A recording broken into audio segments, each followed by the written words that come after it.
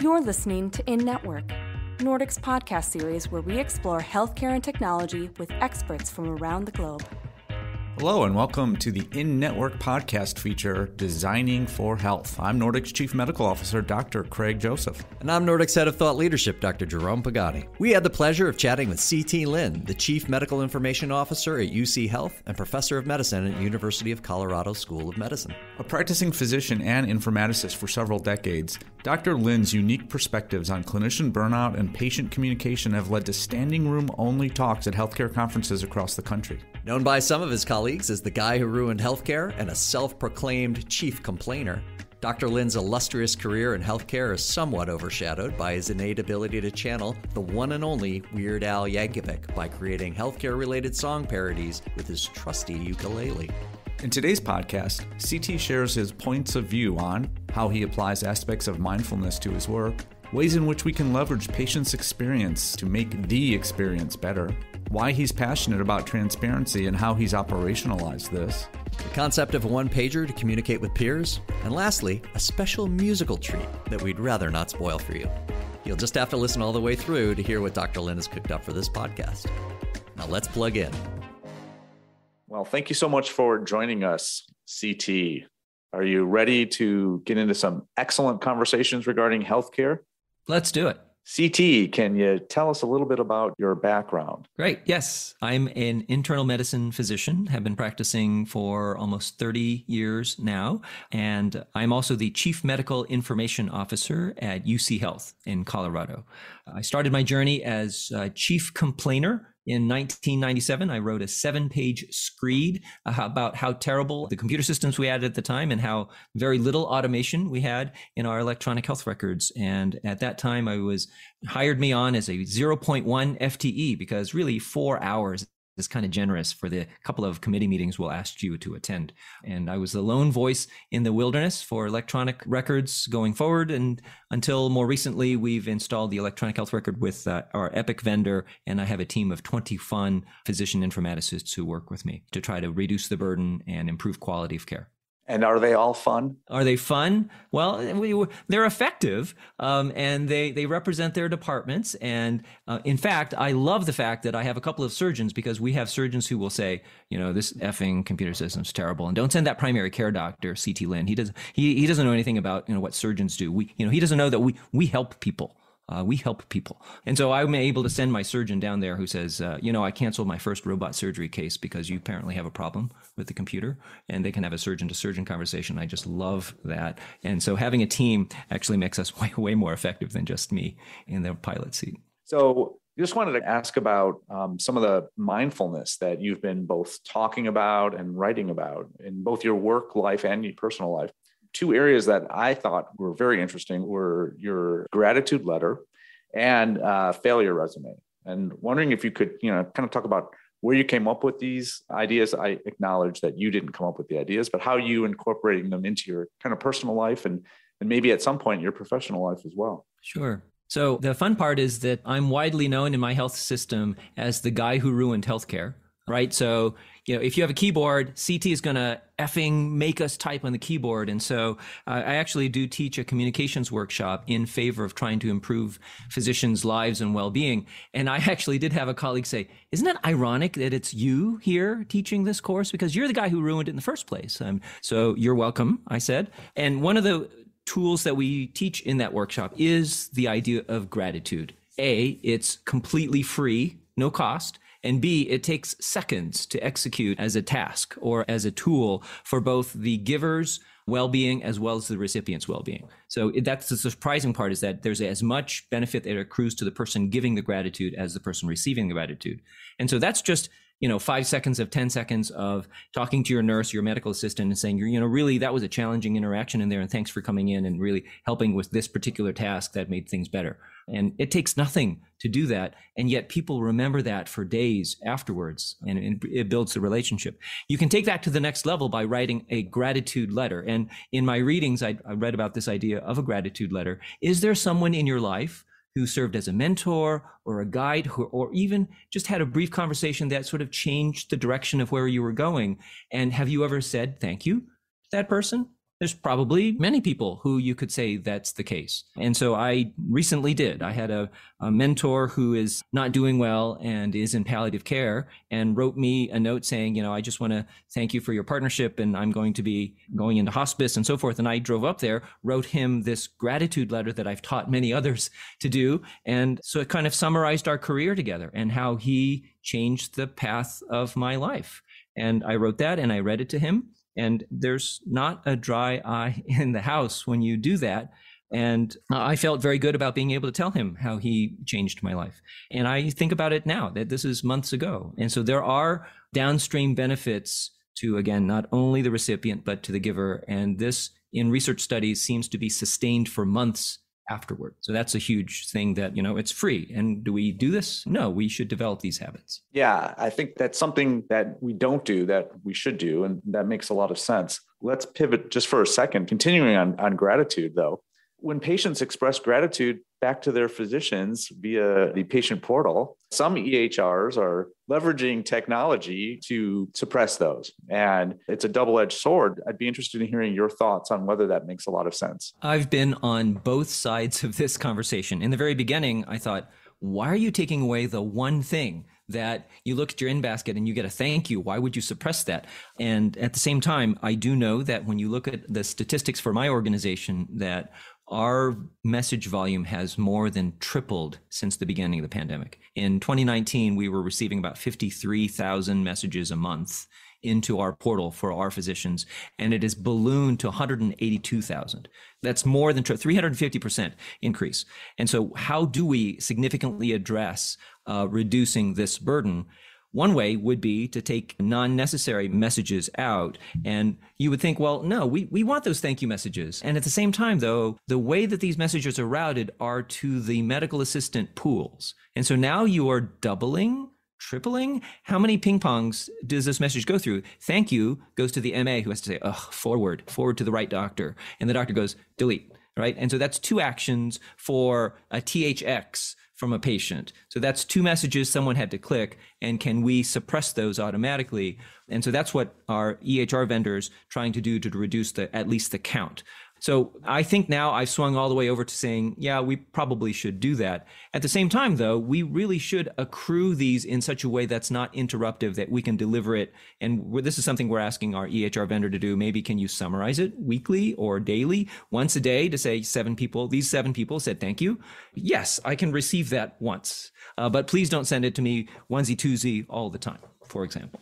And that makes sense. So let's talk about your resume, or more specifically, your failure resume. I guess that's a little different. Yes. I remember when you posted it on your blog and got a lot of feedback. And so tell me about your failure resume. So the first thing to say about my failure resume is that I've been writing a blog now for almost 4 years. And by far, my most popular blog post was my failures. Thank you very much. This came out of a conversation I had with one of my junior faculty who I work with, who made the offhand comment, well, of course, when you do a project, it's successful. I mean, everything you touch is great. You've never really experienced failure, have you? And I'm like, I've been in this business 30 years, and it's not until the last few that I figured out how to actually be successful. I have years of failures that I can show you. And I thought, why not? Why not show that? And so I went back and culled through my archives and my voluminous emails and all the things I failed at and summarized them in a way that's kind of funny, and then also in a way that allows you to learn from your silly mistakes. And publishing that actually got people thinking, maybe all senior faculty, all senior physicians should think about writing their own version of a failure resume, so that we all acknowledge that we're human and we grew into who we are. And we didn't start off being, CMIO. We didn't start off being, at the pinnacle of our career. It's important to reflect on places where efforts haven't been as successful as possible, but that sort of rumination can also be harmful. And you talked about learning from our mistakes, but the flip side of gratitude can be judging ourselves a little harshly. So part of writing a failure resume is to create humor out of your past. And we all learn from lessons from our past. And as one evening, I'm ruminating about something that had not gone well in our informatics work. And my daughter, who's in the midst of her college career in contemplative neuroscience, if you believe there's an independent major like that, had been reading the Book of Joy. And it's remarkable how many things you can learn from your kids, because she sat me down and said, Dad, well, you shouldn't be shooting the second arrow. And I'm thinking, what are you talking about? And she said, Dad, didn't you read the Book of Joy? This is the conversation between Bishop Tutu and the Dalai Lama. And they're comparing, mindful traditions. And one of the concepts is not to shoot the second arrow, because the first arrow is the injury or the perceived insult, physical or mental, from external, right? So someone shot the first arrow at you, and then you shoot the second arrow at yourself by ruminating and thinking about it and just making it worse and digging the hole deeper and accusing yourself of not being good enough. And she says, it's unnecessary, Dad, to shoot the second arrow. And I sat there and I'm like, why? Who is this person and where did she come from? Because I clearly did not raise this person. So it's a fun thing to think about, that there are these traditions that are thousands of years old and people have been dealing with these sorts of ruminations forever, and we can forgive ourselves. I love that. And the idea that there's balance then between being able to learn from your mistakes, but not using them for self-flagellation. Craig and I talk a lot about the importance of having the right stakeholders at the table when you're thinking about designing a new process and getting that feedback. And you are a big proponent of making sure that we listen to patients. I think you said one of your colleagues talks about the greatest untapped resource in healthcare really are the experiences of our patients. So can you expand on that a little bit? Yeah, this conversation came out of our push a few years ago for group visits. And I'm going to acknowledge that I don't have a large enough practice volume to actually take advantage of group visits. But I know that some of my colleagues, for example, will do a diabetes specific group visit, or even more cleverly, an urgent care set of group visits. And this was, of course, before the pandemic, when you could bring people into a larger room, sit them around and actually learn from each other. You'd have a physician, talk to one person or describe something in general about diabetes care and make sure everyone acknowledges how that works for them. And then in addition to that, they would have a social worker sort of take over and lead part of the conversation while the clinician sort of documenting in the group visit about the things that they spoke in common about. And it turns out that when you bring people together like that, they will turn to each other and teach each other things, because there will be times when the diabetes patients will say, so what happens when the blood sugar goes up and I'm sick with, a viral infection and my blood sugar has a problem? I'm not hungry though. What do I do? And the physician goes, well, I don't have a textbook chapter on that. And the patient in the seat next to them will turn to them and say, well, when that happens for me, I do this with my insulin adjustment and I do this with the metformin. And then I catch up much more quickly because I've tried this 4 or 5 different ways and this works best for me. And that's the best thing ever, to have patients' actual experience inform other patients. And I took from that conversation the idea that, we have patient portals. We have 2.1 million patients with an account with us. And why aren't we asking them to teach us about their experience? Why don't we tap into what I consider to be the largest untapped resource in healthcare, which is patients' experience about their illness? I know that some online forums like Patients Like Me and so forth have tried to do this in various formats. And in fact, I'm aware that a epilepsy researcher did actually reach out to several thousand epilepsy patients and actually come up and publish a paper with that collaboration of epilepsy patients. So there's a lot of knowledge out there, a lot of sophistication, and we're kind of ignoring it. And why aren't we getting into that space? And I think that's an interesting idea. What I think is so fascinating about that example is it's a demonstration of how you can make the patient experience better at the same time you're improving the practice of medicine, which is phenomenal. Is there also evidence that it moves the needle on health outcomes? I know that some of my physician colleagues despise the idea of the patient who has Googled their disease, right? Oh, please don't send me the patient with an inch of printouts. I went to Joe Bob's Alzheimer website and they want me to take these 50 supplements. They say they're proven. Okay, so right. But at the same time, what I don't want is a patient who comes in and says, I took those blood pressure pills. I didn't like them. Give me another set. And you're like, well, no, did you exercise? Did you do the other things that make your blood pressure better? No, I'm here for the pills. You're like, okay, so I would much rather an engaged patient who's curious and interested and invested in their own health, rather than the person who comes in and says, it's your problem, your stuff is not working, try something else, right? So I love the idea of the engaged patient. So you've been a proponent of transparency long before open notes was even a thing. Can you tell us a little bit about how you've operationalized that at the University of Colorado and why it's really making healthcare better for everybody? I began my interest with information transparency back in 2001. We had a different EHR back then. We had a patient portal that was a copy paste portal. right? I'll go ahead and say it. Allscripts was our EHR vendor, and they partnered with Channel Health, which had a non-integrated patient portal. And the statement was, don't worry, it's only 2 logins. You can log in over there for the patient messages, and you can log in over here for your electronic health record. Just 2. It's not hard. In fact, you have a computer with Windows. You can actually have both windows up at the same time. It's amazing. And so we ended up having our medical assistants at 7 a.m., at 11 a.m., and at 4 p.m. copy and paste messages back and forth so that physicians only had to log into one. That was my big innovation. Like, you only have to log into one and other people will copy and paste for you. Well, we're not done with copy and paste apparently in this day and age. However, that's a different conversation. And we were able to show with our randomized trial back in 2001 that showing patients their test results, showing patients their progress notes, and allowing them to message back and forth, did not bring the house down. The volume of messages, it took on average 5 additional minutes per day for the experimental group over the control group in terms of effort for nurses and physicians. So A, not a huge burden at that time, and B, patients' satisfaction with not only communication, but also with their perceived quality of care. Statistically significantly better, 11% improvement in perceived quality of care, just because you turned on a tool with all this access. And patients go, I can't get this level of care anywhere else. No one else shows me the notes or the results or allows me to send messages online. And so I have loyalty. I can stick with it. I thought that was amazing. And we published this randomized controlled trial. I'll just say, if you, even today, because our acronym was so poorly spelled, SPARROW, SPPARO, if you Google that, you'll still get our research results. And very naively, thinking that physicians and physician groups are scientists and change minds because of p-values, I thought, I'll just waltz into the 40-member physician leadership group, show my p-values on these beautiful slides, and it will be a slam dunk. Everyone will transform the way they do care, and we'll all be a transparent organization. It's going to be magical. I walked in there, I did my slides, people looked at each other, and just like Machiavelli says, the reason that difficult things or change in an organization is so difficult is because at best, your advocates are lukewarm. And just like that, my advocates were like, that's really interesting, and I would like to hear more, and maybe you can come to our faculty meeting in my division and talk about it some more.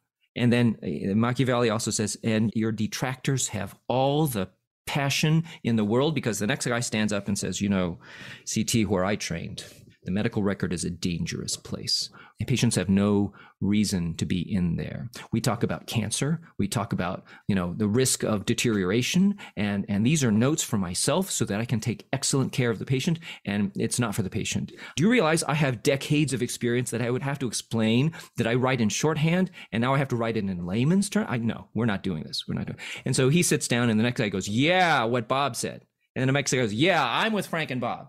And pretty soon half the room is like, no, over my dead body. And I walked out of there thinking, wait, the p-values were significant. And I have good stories from the and what happened? And it wasn't until decades later, someone showed me a copy of the book by John Cotter, Leading Change. And I realized, of the 8 tasks, I hadn't done 6 of them. I tried to set a vision, but did I have a guiding coalition? Did I have people backing me? Do I have medical leadership saying, as a vision, we are a transparent organization. You have to answer to the boss. I'm not the boss. Do I have a burning platform? Hey, no one else is doing this. Why do we have to be the first ones? I don't want to be the first one. And so I had done none of that homework. And it's just embarrassing to me that, 7, 8 years later, Open Notes comes along, replicates my study and shows the same thing. And then they get traction moving forward. And I didn't realize that, it's more than just science. It's leadership. It's managing change. It's a whole different thing. Now, having said that, I did have the last laugh because even by 2016, not much had changed in the state of Colorado. And when I came around and applied those principles of leading change, creating the burning platform and the guiding coalition and so forth, I was able to actually take the entire organization, which at that point was about 1.5 million patients, and by default make it a organizational standard that we are transparent with test results, with progress notes, a number of years prior to the information blocking regulation that just passed. And you know what? I still have a job. The world did not come to an end. The sky did not fall down. And the vast, vast majority of patients appreciate that, this transparency means that I'm more engaged in my healthcare. So we're pushing forward. Individual efforts are temporary, but p-values are forever. Nice. I have just printed 24 t-shirts that say in big letters, but the p-values. That's a done deal. And if anyone's interested, I'll be selling them for $29.95. I love it. CT, am I pronouncing that right? Yeah, CT. You were just talking about how important it is to communicate that vision if you're trying to change an organization. And a big part of human-centered design focuses on communication, trying to transmit important information from one person to another. And you've found a number of ways to do this, both professionally and personally. Can you talk about your one-pager? It's another thing that I think has been fairly popular on your blog. Tell me about how that one-pager works and some of your success stories there.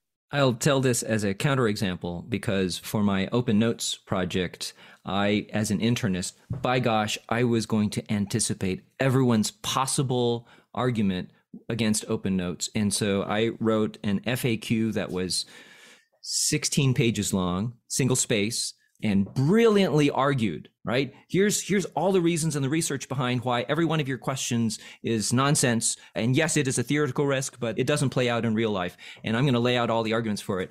And I didn't realize, as someone in my future career told me, every page of an executive summary beyond the first page cuts your readership in half. So at 16 pages, how many people do you think are reading that thing? And I'm like, exactly zero. In fact, when I go and talk to my colleagues, did you read the thing I wrote? And they're like, yeah, I received it.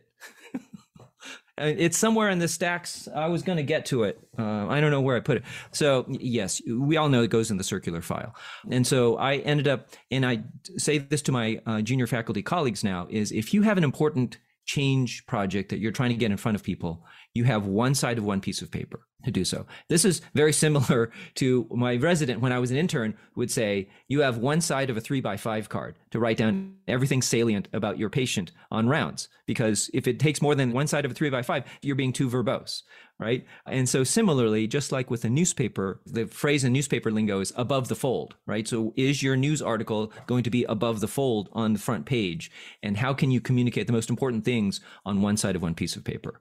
And so I've held myself to that standard. I have dozens of examples now where you can actually communicate important, complex items on one side of one piece of paper. And furthermore, it's not just single-spaced, quickly typed words. You really have to think about your words because you want to speak to both the left brain and the right brain. We do have physicians, all of us are left brain driven. Well, we claim to be left brain driven. Well, what's the p-value? If you don't have a p-value, I'm like, well, see, your study's no good. You don't have a p-value. Well, I had an excess of those previously, but you also have to come with stories. You have to come with the narrative that captures the imagination, right? Daniel Kahneman in the book Thinking Fast and Slow says no one ever changed their mind because of a number. They need a story. The only thing that competes with a story is a better story. And the only thing that competes with a better story is, data that supports a better story. But you have to tell a story. And so where on your one pager do you have your story, which might be quotes from end users, and where is your p-value because you studied it and you gathered data to support it. And you need to make it attractive. You need to have maybe your social media hook that says, did you know you're doing it wrong? You're like, oh, what is the clickbait title that makes you pick up the piece of paper? What kind of image do you have there that makes it a sort of a pretty thing that you are interested in looking at? And then how do you lay out your arguments both for a right brainer and a left brainer? And those are the components, I think, of a good one pager. So ultimately, it does all come down to p-values. That's what I've heard. That's exactly. I'm not sure if I'm taking the right approach. Exactly. We usually ask everyone to tell us about experiences they've had with, 2 or 3 things that are so well designed that they just bring you joy to interact with. So I have 2 things to think about. One is that I will admit that I have been a gamer in my past life or my current life, whatever. One of my favorite games is on Apple Arcade on my phone called Outlanders. And my kids look at that and like, yeah, you're just playing your informatics governance role on this little tiny game. It's an exploration game where as a explorer, you're supposed to, build a farm and grow some crops and try to expand your territory. And can you achieve your goal in, 29 days before you run out of food or whatever it is? And you can reallocate your resources. And the thing that I think brings me joy there is that, like Simon Sinek talks about the infinite game, right? So in finite games like football, like Outlanders, there's a goal. You either finish your farm in 69 days or you don't. And then you win or you don't win. And having that sort of satisfaction of, yes, I did it right, I won the game, is something that we don't necessarily get in real life. Our real life is infinite. And the goal of an infinite game is to stay in the game. And there's no winning. And so sometimes it is helpful to just sit down and go, all right, in the next hour and a half, am I going to win this game? And can I get better at that? And so I do enjoy sort of having a finite game and going, yes, there's some sort of dopamine rewards I can get from that. The other thing I love is this book by Donald Norman called Emotional Design. And he claims that not only in his earlier work, as he talks about good design is efficient design, sometimes good design might not be the most efficient design, but it's beautiful and it just engages you. And I'll just make an example of the cover of his book is an orange juicer, and it's spectacular. It looks like an alien spaceship. It's an upside down teardrop shape with ridges on the top. And then it's got legs that come up and out, 3 legs in a tripod that come up and out. And it's just shaped like a spaceship that just landed. And what you do is you cut your orange in half and you put the orange on top of the juicer, and it just beautifully runs down the outside shape and drips into the cup that's positioned just below the juicer. Now, he says, admittedly, the thing works terribly. It squeaks a lot and it moves around and it's not very stable, but it's so beautiful. It's front and center on my counter in the kitchen, and we all stare at it every day. And it's just gorgeous, and I love owning it. And sometimes I use it, but boy, it's just beautiful sitting there. So, there's these things of beauty that you have to think about, well, how can we bring moments of beauty into our lives like that? I love that. And that's another thing that I love, having picked up my ukulele in Hawaii on a trip once. And as I always do, I go through all the closets and see what's there. And I thought, what's this tiny guitar thing? There's a tiny guitar in here. Well, what is that all about? And come to find out, it comes with a 3-inch square manual. And Michael Row Your Vote is exactly 1 finger on 1 string. I can play a song. This is amazing. And after 4 nights of strumming with it, I had to have one. And for $70, I brought one home, and I haven't looked back since. Would you play a little something for us now? I maybe could. One of the things I like doing is if physicians don't like the message that I bring them about electronic health records, at least I can maybe sing about it. And this is my song called Dear Burned Out Colleague to Dear Theodosia from the Alexander Hamilton musical. Dear burned out colleague, what to say to you? You've tried so hard, your wrists already ache. When you used the EHR, you cried, and it broke my heart. I'm dedicating every day to you. Online charts were never quite your style. When you dictate, you knock me out, I fall apart, and I thought I was so smart. We will eliminate your frustration. We'll make a sprint for you. We'll make it right for you. If we lay a strong enough foundation, we'll pass it on to you. We'll teach you Dragon 2, and you'll blow us all away. Smart list, smart phrase. Yeah, you'll blow us all away. That certainly brought me joy. Thanks so much. CT Lin, thank you for joining us on our podcast. Yeah, my pleasure. Thanks for having me. Thanks for tuning in. For more information about Dr. Lin, check out his blog at ctlin.blog. We hope you enjoyed today's episode.